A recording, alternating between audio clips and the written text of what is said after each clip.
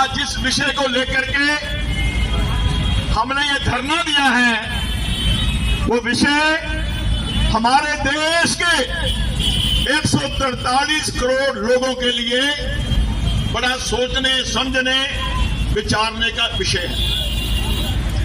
एक तरफ हमारे देश के प्रधानमंत्री मोदी जी 2047 में मेरे भारत को विकसित गुरु बना करके, विकसित भारत बना करके विश्व गुरु बनाने का लक्ष्य लेके चल रहे हैं और उनकी इस बात का पूरा देश, पूरी दुनिया आज समर्थन करते हुए मेरे भारत को नमन कर रही है।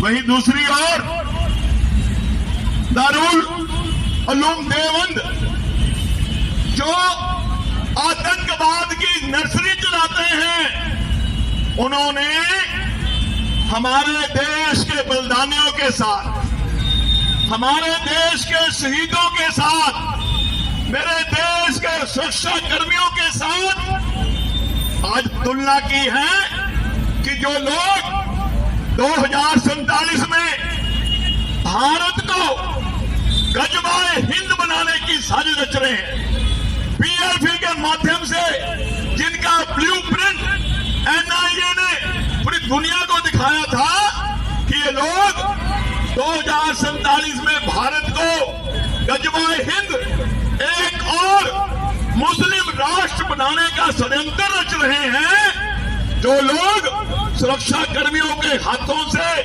मारे जा रहे हैं, पुलिस कर्मियों द्वारा मारे जाते हैं आतंकवाद फैलाते हुए, उन लोगों को शहीद का दर्जा दिया जाए। क्या उनको शहीद का दर्जा मिलना चाहिए? अगर उनको शहीद का दर्जा देंगे आतंकवादियों को, तो जो मेरे देश के शहीद हैं, जो माइनस डिग्री टेम्परेचर में खड़े होकर के देश की रक्षा सुरक्षा करते हैं, क्या उनके साथ ये मजाक होगा? नहीं होगा। उनकी भावनाओं से खिलवाड़ होगा? नहीं होगा।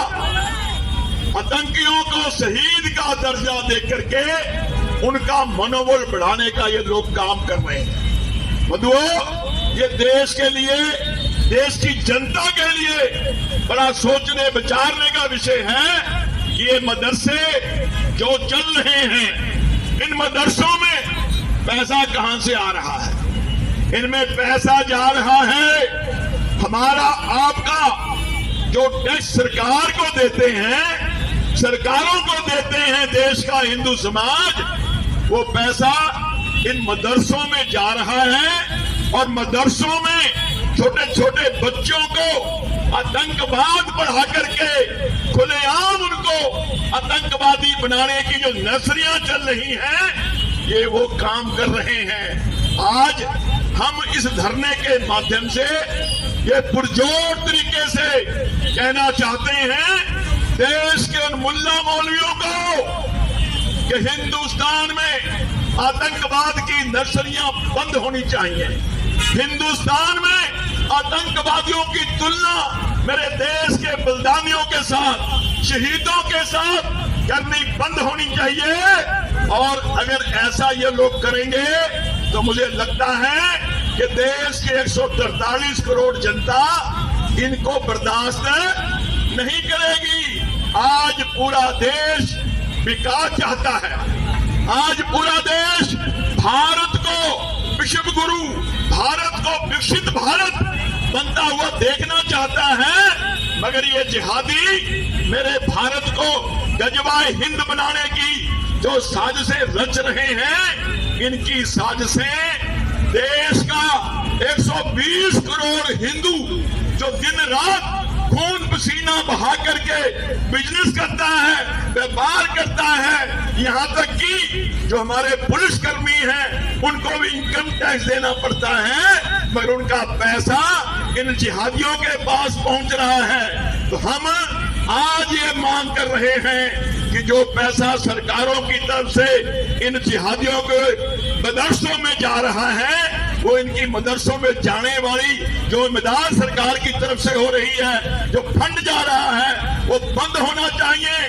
देश के सब मुल्ला मौलवी जो खुलेआम जिहादियों को शहीद बनाने की साजिश रच रहे हैं, इनके खिलाफ राष्ट्रद्रोह के मुकदमे डालने चाहिए, इनको जेलों में डालना चाहिए, क्योंकि देश चलेगा संविधान से, देश चलेगा कानून से, देश इनकी शरीयत और इनकी गुल्लागिरी से चलने वाला नहीं है। हम सब ने देखा है कि यहाँ के मुसलमान यहाँ खा करके, यहाँ रह करके मेरे भारत को एक और मुस्लिम राष्ट्र बनाने का, गजवाए हिंद बनाने का षड्यंत्र रच रहे हैं। और वही दूसरी ओर जो सबसे कट्टर मुल्क है मुसलमानों का यूएई में तो 27 एकड़ में 700 करोड़ का मंदिर बना है, और वहां के मुल्ला मौलवी समझ गए हैं कि अगर यहाँ मंदिर बनेंगे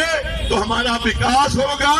और तो और जब मंदिर का प्राण प्रतिष्ठा हो रही थी, मंत्रोच्चारण हो रहे थे, उन मंत्रों की शक्ति से वहां बरसात हुई है। वहां के मुल्ला मौलवियों ने समझ लिया है कि सनातन की शक्ति क्या है। मगर हिंदुस्तान में रहने वाले मुल्ला मौलवी जो हमारी खून पसीने की कमाई से टैक्स के रूप में पैसा देते हैं सरकार को, उससे फल रहे हैं आतंकवाद की नर्सरियां चला रहे हैं। ये नर्सरियां धीरे धीरे कैंसर का रूप ले रही हैं। आज हम भारत सरकार को, गृह मंत्री को, शिक्षा मंत्री को, योगी जी को, सबको ज्ञापन दे करके ये मांग करने के लिए आए हैं जो सरकारी